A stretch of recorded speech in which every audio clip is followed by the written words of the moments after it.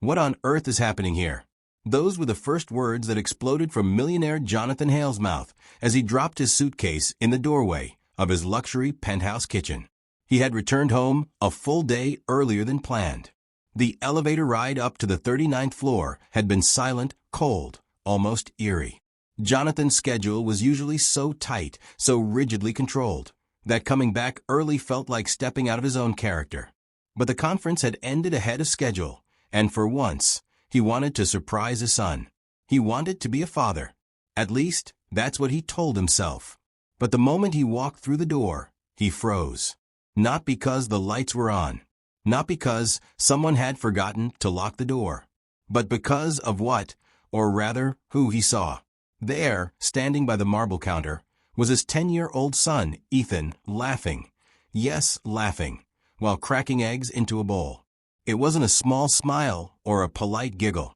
It was a full, bright, belly-deep laugh that echoed off the expensive walls that usually held nothing but silence. A sound Jonathan hadn't heard in nearly 3 years.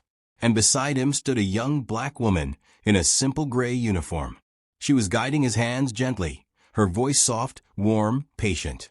She had flour on her cheek, eggshells on the counter, a towel slung over her shoulder, and a smile that looked like it came straight from the sun. A smile Jonathan hadn't seen in his home for years. Jonathan's voice thundered again. "Who are you? And why is my son cooking?"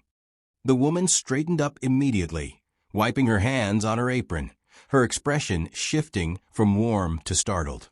"My name is Maya, sir," she said softly. "Mrs. Coleman from the agency sent me. I started yesterday."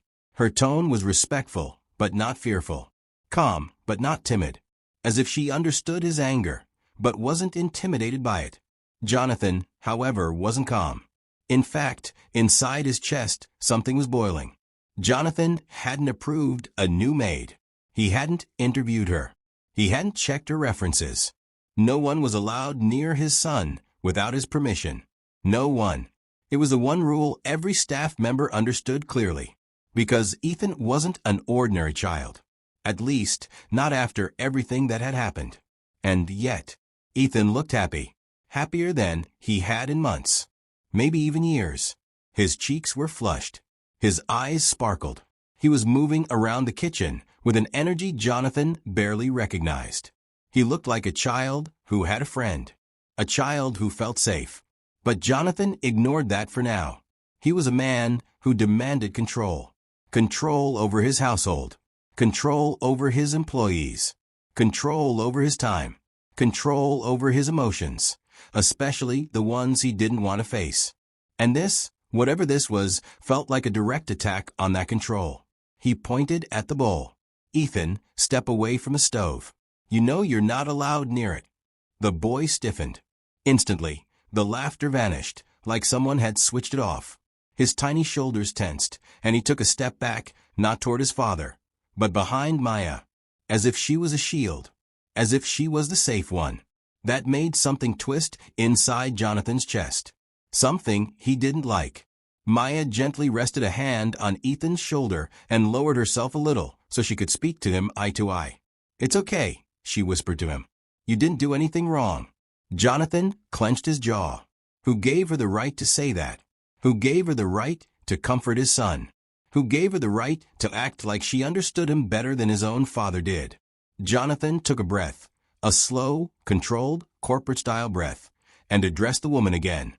"Mrs. Coleman had no authority to hire anyone without speaking to me," he said sharply. "So, I need an explanation." Maya nodded politely. "I understand, sir. She told me your previous maid quit suddenly."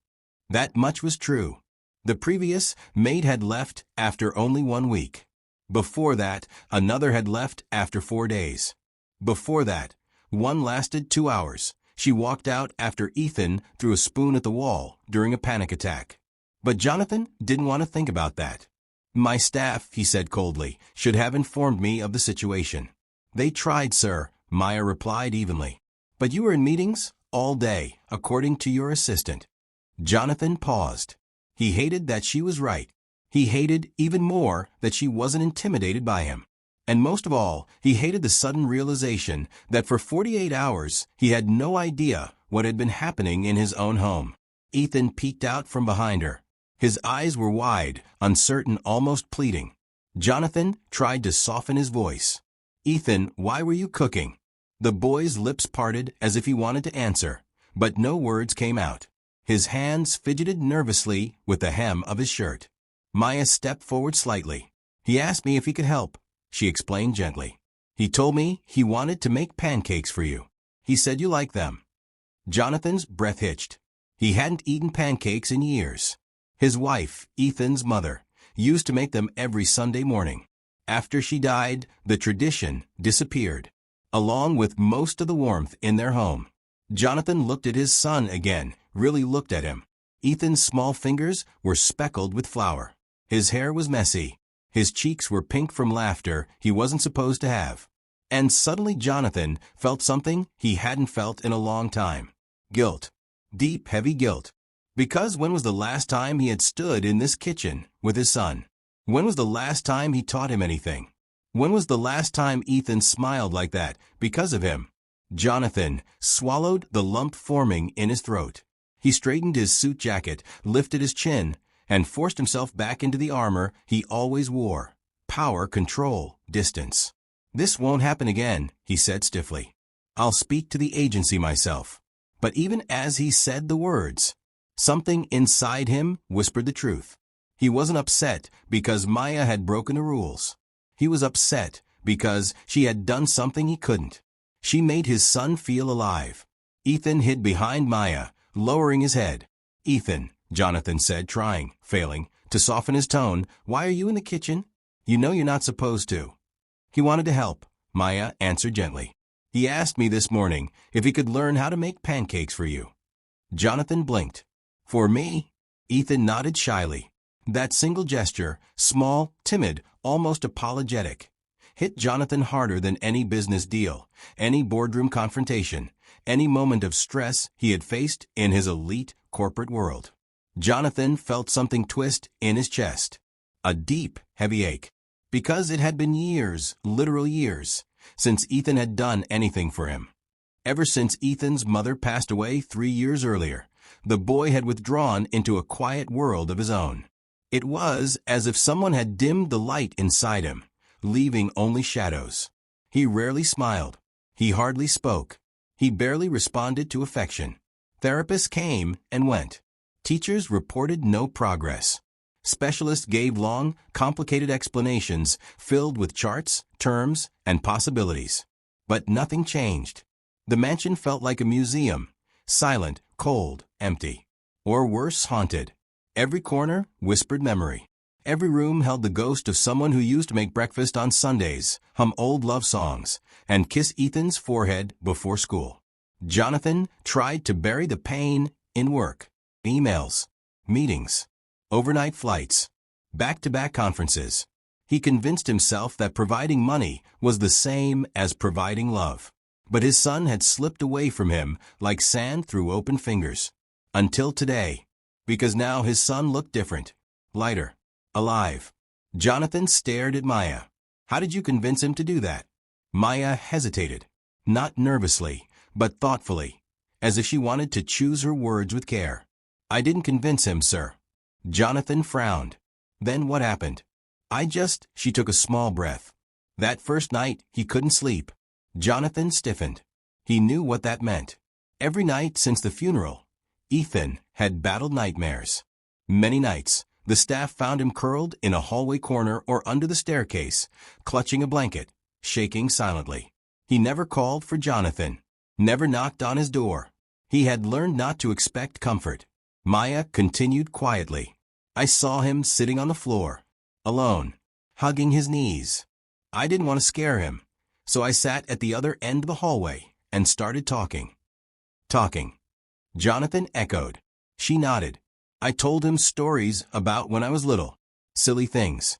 Like how I used to burn toast, or how my brothers tricked me into eating a spoonful of salt because I thought it was sugar." She chuckled softly at the memory. He listened. Really listened. Jonathan imagined it. His son sitting in the dim hallway. Maya sitting a few feet away, not forcing conversation, not demanding responses, not asking questions he never knew how to answer. Just talking, just existing beside him, offering comfort in the simplest form. He didn't say anything at first, Maya continued. But when I got up to leave, he looked at me and asked, her voice softened. He asked if I could stay. Jonathan's throat tightened. His son asked a stranger to stay. A woman he had known for hours. His son had never asked him to stay. Not once. Not since the day the hospital lights went dark and they both walked out holding grief that neither knew how to carry. Jonathan looked away sharply, eyes stinging with a heat he did not dare show. He stared at the refrigerator handle instead, cold steel, straight and perfect, unlike the mess of emotions twisting inside him. He cleared his throat. He asked you to stay? Maya nodded gently. I said yes. So I sat with him until he fell asleep. That's all. That's all. 2 small words. But they held everything Jonathan had failed to give. Presence, warmth, comfort, humanity. Jonathan gripped the edge of the island counter to steady himself. He had spent thousands on therapists, tens of thousands on child psychologists. He had bought toys, devices, tutors, specialized programs. But none of it worked. And this woman, this maid he never approved, had reached his son with nothing more than stories and kindness. His pride and insecurity wrestled violently in his chest. Why did he want to make pancakes? Jonathan forced himself to ask.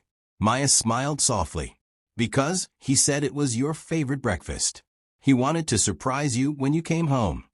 Jonathan's breath caught. The memory hit him like a punch. Sunday mornings. The kitchen filled with the scent of vanilla. His wife flipping pancakes, while singing along to old jazz music. Ethan sitting on the counter swinging his legs, stealing strawberry slices when he thought no one was watching. And Jonathan pretending to check emails while secretly watching them with a quiet smile. He thought Ethan had forgotten. He was wrong. He remembers? Jonathan asked hoarsely. Of course he does, Maya said gently. Kids remember the good things, even when life tries to push them down. Jonathan opened his mouth, then closed it. There were no words. Not ones he was brave enough to say. He looked at Ethan, his small frame, his trembling fingers, his uncertain eyes searching his father's face, waiting to see if he was angry, disappointed, or just too busy. Jonathan took a step toward him. Ethan flinched. Just a tiny flinch. But it shattered Jonathan inside. He had become someone his child feared, and Maya had become someone he trusted. Jonathan swallowed the painful realization, forcing down the guilt that threatened to choke him. Thank you, he whispered to Maya, though the words weren't loud enough for either of them to hear clearly. His voice broke too much to repeat them. That evening, Jonathan called Maya into his office. The room was immaculate, polished mahogany, floor-to-ceiling windows, the city lights shimmering like a galaxy outside. But even in all that grandeur, the air felt heavy, almost stifling. He remained standing behind his massive desk, a power move, something he had perfected in boardrooms and negotiations all his life. The stance projected control, authority, dominance. But tonight, it felt hollow. I didn't approve your hiring, he said flatly, his tone clipped, sharp like a whip. And I don't know how my staff decided this without my consent. Maya kept her posture straight, calm, collected. Her uniform was neat, her hands folded in front of her, and she didn't flinch under the weight of his authority. If you want me to leave, sir, she said softly, I understand. I just hope you won't be angry with Ethan. I'm not angry with him. Jonathan snapped before he could stop himself. The words hung in the air, loud, unexpected. Even to him, they felt alien. Jonathan rarely admitted emotions, especially when it came to business or people. But tonight, the truth had a way of surfacing, uninvited. That surprised them both. Maya blinked, her lips pressed into a thin line of caution. Jonathan could almost see her calculating whether his sudden outburst meant danger or change. For a moment, silence sat between them, thick, almost suffocating, yet charged with something neither had planned for. The city lights outside seemed to fade as Jonathan stared down at the polished surface of his desk, gathering the fragments of his pride and confusion. Then he asked quietly, almost too softly for his own liking, "What did you do? Why is he suddenly different?" Maya lowered her eyes. She didn't rush. She didn't justify herself. She simply spoke truth, calm and unwavering. "Children don't need much, Mr. Hale. Just someone who sees them. Someone who listens. Someone who doesn't treat them like an inconvenience." Jonathan stiffened.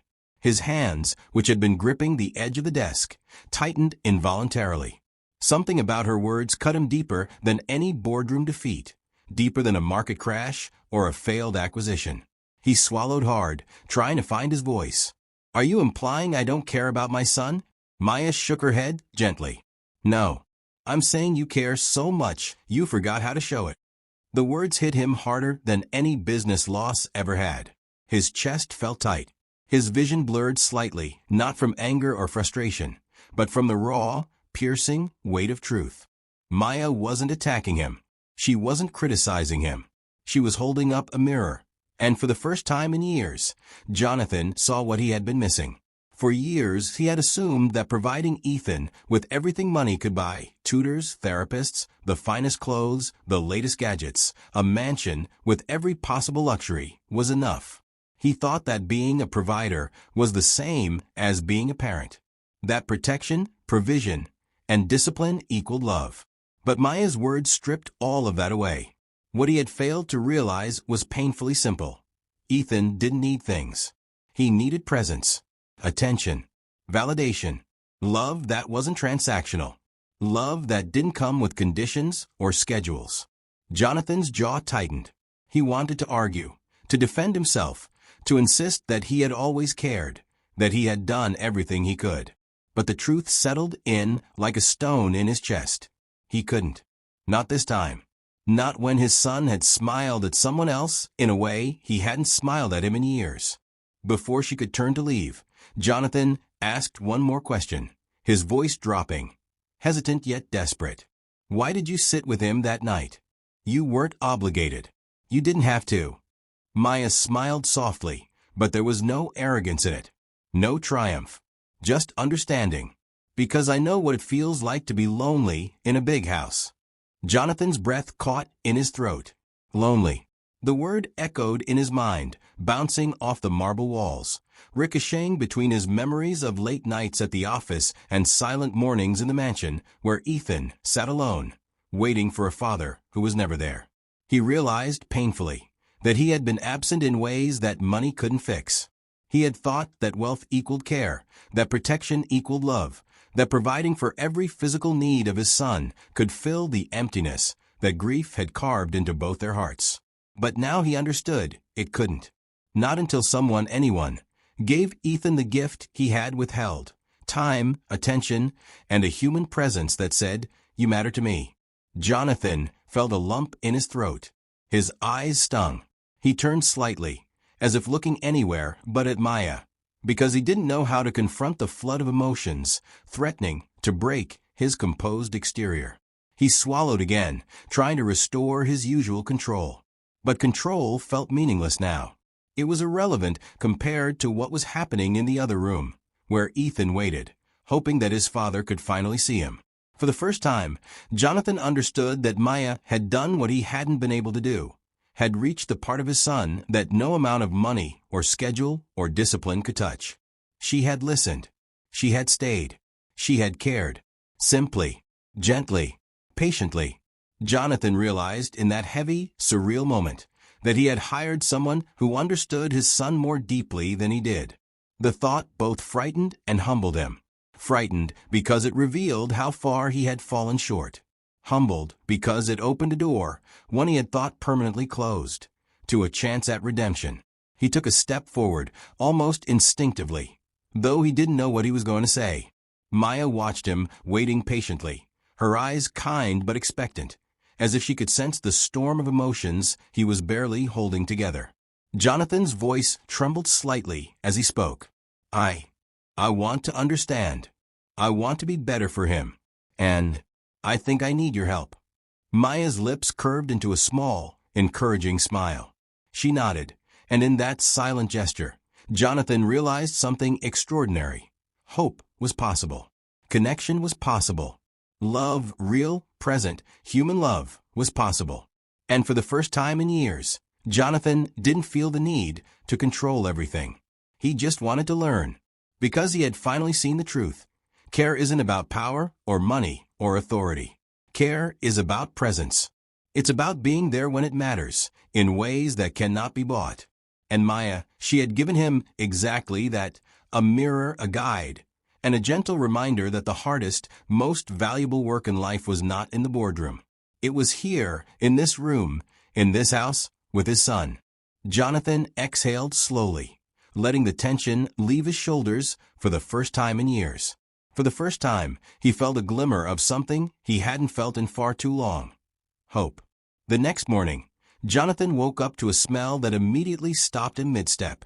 Warm, sweet, familiar, comforting. Pancakes. The aroma drifted through the marble halls of the Hale penthouse, curling around the high ceilings, slipping under the doors, and tugging at memories Jonathan thought he had buried. He rubbed his eyes and sat up in bed, unsure if he was dreaming or if someone had finally broken the quiet spell that had hung over his home for years. His mind raced. The mansion was usually silent at this hour. Ethan usually slept alone, and the staff were still preparing breakfast for Jonathan's routine corporate schedule. But this smell, rich, golden, and slightly buttery, was different. Real, personal, intentional. He hurried down the staircase, bare feet tapping against the polished wood, heart thudding in a way it hadn't in years. He opened the kitchen door and froze. There was Ethan. Flour dusted his hair like snow. His small shirt was smeared with batter. His cheeks were rosy from excitement and the warmth of the stove. And he was holding a plate of pancakes, shaped into a crooked heart. "For you," Ethan whispered. Jonathan's chest tightened. He felt the world tilt, as if the gravity in that room was determined by a child's gesture rather than by any boardroom power he had ever commanded. He nearly dropped to his knees. His son spoke. He actually spoke. Jonathan's eyes burned, moisture pooling as he tried to keep his voice steady. "Thank you, buddy. They look amazing." Ethan's eyes widened. This was a reaction he hadn't expected. Normally, Jonathan's attention was measured, precise, distant.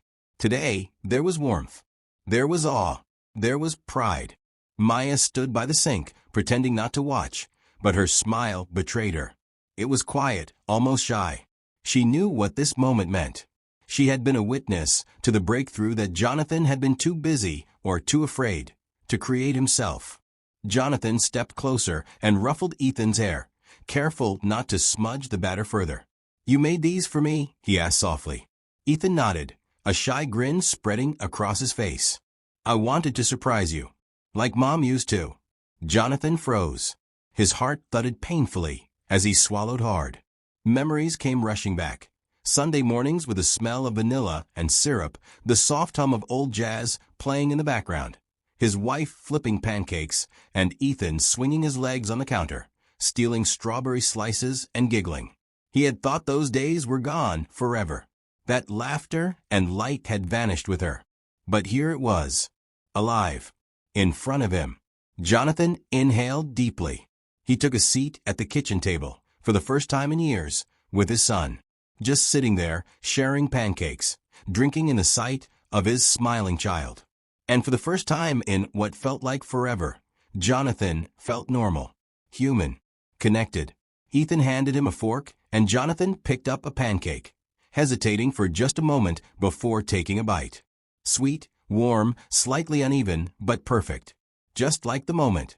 They ate together. They laughed. And Jonathan noticed something he hadn't in a long time. His house was no longer silent. The walls seemed warmer, the marble counter less intimidating, the sunlight streaming in through the kitchen windows more alive. It was as if Ethan's laughter had repaired more than just the soundscape. It had repaired the atmosphere of the house itself. Jonathan glanced at Maya again. She was quietly cleaning the counter, giving them privacy, yet she couldn't hide the gentle pride in her expression. He realized then that she had done something extraordinary. She hadn't just fed his son or kept him occupied. She had brought light into a home he had assumed would remain permanently dark. The thought hit him hard. How had he missed this? How had he let work, grief, and pride push him so far from his son? Ethan looked up at him, eyes sparkling. "Do you like them, Dad?" Jonathan smiled, truly smiled, the corners of his eyes crinkling for the first time in years. "I love them, buddy. And I love you. I'm proud of you." Ethan's grin widened, and for a moment, Jonathan thought he might explode from the sheer joy of it. "Can we make these every Sunday?" Ethan asked timidly. Jonathan's throat tightened again. He nodded, even though he had no idea how he would manage it with his schedule. It didn't matter. He would move mountains for this moment. He would carve time from his empire just to sit here with his son. Maya watched silently, sensing the shift not only in Jonathan but in the household itself. She had witnessed something rare, a father reconnecting with his child. Not through gifts, discipline, or lessons, but through presence, shared joy, and the simplicity of pancakes. Jonathan leaned back in his chair, eyes never leaving Ethan's face. He felt a weight lifting off his shoulders. The tension of years, the guilt of absence, the pressure of wealth and power, it all melted in the warmth of his son's smile. For the first time, he allowed himself to imagine the future differently. A future where he wasn't just a distant father who provided for Ethan, but a present one. A father who cooked breakfast, laughed at silly mistakes, and listened when words didn't come easily. The sound of Ethan giggling at a slightly misshapen pancake was like music Jonathan hadn't realized he had missed. He laughed along, a deep, full laugh, one that seemed to echo in every corner of the house. Jonathan's gaze drifted to Maya once more. She gave him a small nod, almost imperceptible, as if to say, "You did it. You're here now." He realized something he hadn't admitted before. Maya hadn't just taught his son to smile or speak again. She had reminded Jonathan what it meant to be a father, to be human, to be capable of love without conditions, schedules, or rules. Jonathan leaned back in his chair, closing his eyes briefly. He made a silent promise: no more missed mornings, no more absent Sundays, no more distance. From now on, I will be here, with him, with Ethan. Ethan reached across the table and grabbed his father's hand. Jonathan looked down and saw flour smudges on Ethan's tiny fingers. He laughed softly and squeezed back. And in that simple, perfect moment, the warmth, the laughter, the crooked heart-shaped pancakes, Jonathan Hale finally understood that the greatest wealth in the world wasn't money, power, or status. It was this: love, presence, and the joy of seeing your child happy because of you. And it was only the beginning. That night, Jonathan Hale found himself standing in front of Maya's door, hand hovering awkwardly over the knob. He wasn't used to vulnerability. He wasn't used to asking for help. He certainly wasn't used to admitting that he had been failing as a father, failing as a man. He knocked softly, almost hesitantly. Maya opened the door cautiously, her expression a mixture of curiosity and guarded calm. The soft overhead light in the hallway cast a warm glow across her face, making Jonathan realize for the first time how human she truly was, not just a caretaker or an employee, but someone who had walked into their lives and quietly changed everything. He spoke quietly, almost humbly, his voice lacking the authority he was so accustomed to wielding in the boardroom. "I don't want you to leave," he said. "I want you to stay not just as staff, but as someone who helps me learn how to be better for Ethan." Maya blinked, startled. She had been expecting perhaps a reprimand, or at best, a polite word of thanks. Not this. Not an invitation into the center of his family, into the fragile, fractured life of a boy who hadn't smiled in years. "Mr. Hale," she whispered, swallowing hard, "I'm just a maid." "No," Jonathan interrupted firmly, though his voice was quieter than usual, laced with something he hadn't allowed himself to show in decades: honesty. "You're the reason my son smiles again. The reason he speaks. The reason this house feels like a home." He looked down, struggling to reconcile the pride he had always worn like armor with the vulnerability in front of him now. His hands fidgeted slightly, as if the gesture alone could anchor him to the courage he was forcing himself to summon. "I don't know how to do this alone," he admitted, his voice barely above a whisper. "But I want to learn." Maya stood there, silent, letting his words sink in. There was no pride, no false humility, no pretense, just raw, unguarded truth. For a moment, the weight of the room pressed in on them both. The expensive marble, the dim light, the quiet hum of the city outside, all framing a single moment of human connection. Finally, Maya nodded. "Then let's learn together." Jonathan exhaled shakily, the tension in his shoulders melting slightly. Relief washed over him, tempered with hope.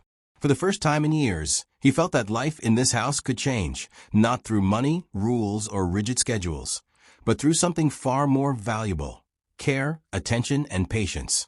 From that day forward, the dynamic of the Hale household began to shift in subtle yet profound ways. Mornings, once silent and mechanical, became filled with laughter, chatter, and the sound of sizzling pans. Ethan eagerly pulled out ingredients, read instructions aloud, and occasionally threw a flour-covered hand at Jonathan, who would pretend to scold him while secretly laughing. Jonathan, too, changed. He no longer moved through the house like a shadow, lost in work and absent thoughts. He lingered in doorways, asked questions, and offered encouragement. Slowly, tentatively, he allowed himself to connect. And slowly, the walls he had built around his emotions, the ones designed to protect him from grief and fear, began to crumble. Maya became more than a caretaker. She became a bridge between father and son, a quiet, steady presence who knew when to step in, when to step back, and when to simply be there. She guided, supported, and nurtured without ever overstepping, teaching Jonathan lessons he had forgotten or never learned: patience, listening, empathy, and the small, almost imperceptible acts that make a house feel like a home. Ethan blossomed.